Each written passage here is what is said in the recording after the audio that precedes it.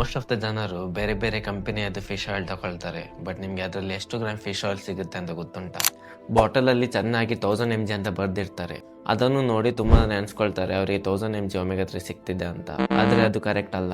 ಆ 1000 mg ಅಂದ್ರೆ total fish oil, ಇದರಲ್ಲಿ ಬೇರೆ ಫ್ಯಾಟ್ಸ್ ಕೂಡ ಇರುತ್ತೆ.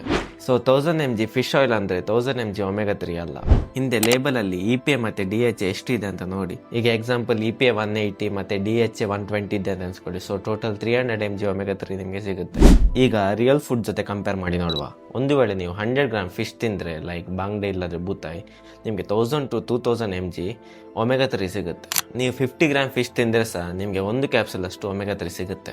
ಅದಕ್ಕೆ ಸಪ್ಲಿಮೆಂಟ್ ಅಲ್ಲಿ ಸಪೋರ್ಟಿಗೆ ಮಾತ್ರ ಒಂದು ವೇಳೆ ನಿಮಗೆ ಮೀನ್ ತಿನ್ಲಿಕ್ಕೆ ಆಗ್ಲಿಲ್ಲ ಅಂದ್ರೆ, ಮೀನ್ ಸಿಕ್ಕುದಿಲ್ಲ ಆದ್ರೆ ಫಿಶ್ ಆಯಿಲ್ ತಗೊಳ್ಬಹುದು. ಇಲ್ಲಾದ್ರೆ ರಿಯಲ್ ಫುಡ್ಡೇ ತಿನ್ನಿ. ಮತ್ತೆ ಯಾವುದು ಫಿಶ್ ಆಯಿಲ್ ತಗೊಳ್ಳುವಾಗ ಲೇಬಲ್ ನೋಡಿ ತಗೊಳ್ಳಿ, ಬ್ಲೈಂಡ್ ಆಗಿ ತಗೊಳ್ಬೇಡಿ. ನಾನು ಪರ್ಸನಲಿ ಆಗಿ 3 ಫಿಶ್ ಆಯಿಲ್ ಬ್ರ್ಯಾಂಡ್ ಯೂಸ್ ಮಾಡ್ತೇನೆ. ನಿಮಗೆ ಬೇಕಿದ್ರೆ ನಾನು ಕ್ಯಾಪ್ಷನ್ ಅಲ್ಲಿ ಹಾಕಿರ್ತೇನೆ.